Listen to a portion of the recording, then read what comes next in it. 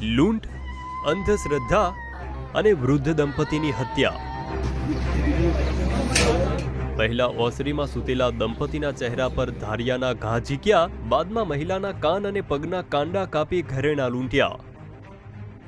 આ કેસ એટલા માટે ચર્ચામાં છે કારણ કે આ ઘટના કોઈ સામાન્ય વ્યક્તિના ઘરે નહીં, પરંતુ સ્ટેટ મોનિટરિંગ સેલના પીઆઈ એવી પટેલના ઘરે બની છે. માતા પિતાની હત્યાના સમાચાર સાંભળી પીઆઈ એવી પટેલ રીતસરના ભાગી પડ્યા.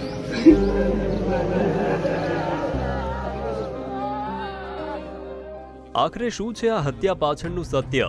લૂંટ કે પછી અંધશ્રદ્ધા? આ જાણવા દિવ્ય ભાસ્કર બનાસકાંઠાના લાખણી તાલુકાના જસરા ગામે પહોંચ્યું. અમે ત્યાંના લોકોને મળ્યા અને સમગ્ર ઘટનાની વિગતો મેળવી. ઘટના સમયની સ્થિતિ અંગે ગામના પૂર્વ સરપંચ કહે છે, જે રીતે ક્રૂરતાપૂર્વક માર્યા હતા, એમને જે પ્રકારે એમને કાપી નાખ્યા હતા, પગ કાપીને મૂકી દીધા હતા, એ જોઈને ભલભલાનું દિલ હચમચી જાય એવા પ્રકારની પરિસ્થિતિ હતી.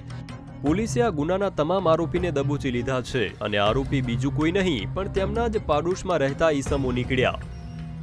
ના, અમે એવું કલ્પના પણ નહોતી કરી કે ગામનું કોઈ હોઈ શકે, એવી પણ કલ્પના અમે નહોતી કરીને અમે તો અમને પોલીસે શંકા પૂછી તો અમે કહ્યું કે ના ના ના, કોઈ સવાલ જ નથી, ગામમાંથી કોઈ આ બાબતે હોઈ શકે એવી કોઈ પોસિબિલિટી અમને જણાતી ન હતી.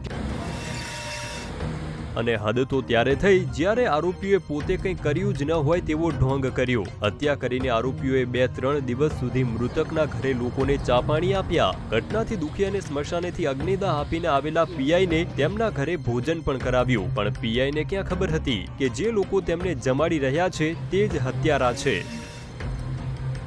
આ ઘટના પછી ભાંગી પડેલા પીઆઈ એવી પટેલે સૌથી પહેલા દિવ્ય ભાસ્કર સમક્ષ વાત કરી. તેમણે કહ્યું, ઘટના બની ત્યારે હું વડોદરામાં એક દારૂની રેડમાં હતો, જ્યાં 2.44 કરોડનો દારૂ પકડાયો હતો. 17 જૂને સોમવારે વહેલી સવારે મને ગામમાંથી આ ઘટના વિશે ફોન આવ્યો. હું તાત્કાલિક મારી પર્સનલ ગાડી લઈ 321 કિલોમીટર દૂરથી ઘરે આવ્યો. અહીં આવીને જોયું તો હું ભાંગી પડ્યો.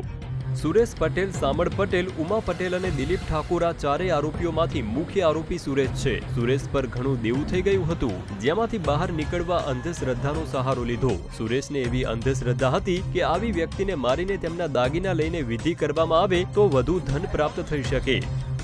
માતા પિતાની હત્યા બાદ તેમના પુત્ર સહિત સમગ્ર પરિવાર હાલમાં શોકમગ્ન છે, જેના કારણે તેઓ વાત કરવાની સ્થિતિમાં પણ નથી.